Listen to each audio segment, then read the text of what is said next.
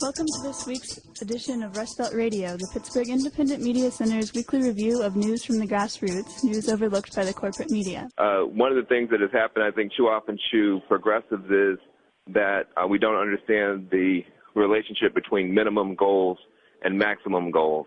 Right after Rosa Parks refused to give up her seat, if the civil rights leaders had jumped out and said, okay, now we want reparations for slavery, we want redistribution of all wealth, and we want to legalize mixed marriages. If that had been they had come out with a maximum program the very next day, they'd have been laughed at. Instead, they came out with a very minimum program. We just want to integrate these buses. The students, a few years later, came out with a very minimum program. We just want to sit at the lunch counter. But inside that minimum demand was a very radical kernel that eventually meant that from 1954 to 1968, complete revolution was on the table for this country. And I think that this green movement has to pursue those same steps and stages. Right now we're saying we want to move from suicidal gray capitalism to some kind of eco-capitalism where, at least we're not, fast-tracking the destruction of the whole planet. Will that be enough? No, it won't be enough. We want to go beyond systems of exploitation and oppression altogether, but that's a process.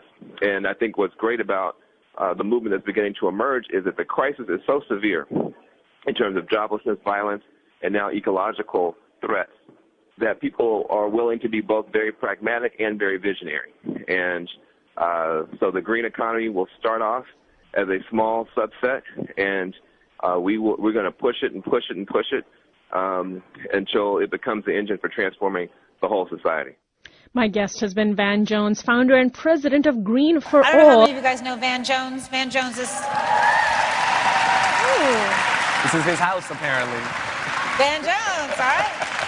So, Van Jones, we were so delighted to be able to recruit him into the White House. We've been watching him he's not that old, but for as long as he's been active out in Oakland and all of the ways that he has, the creative ideas that he has. And so now we have captured that, and we have all of that energy and enthusiasm in the White House. Complete revolution was on the table for this country.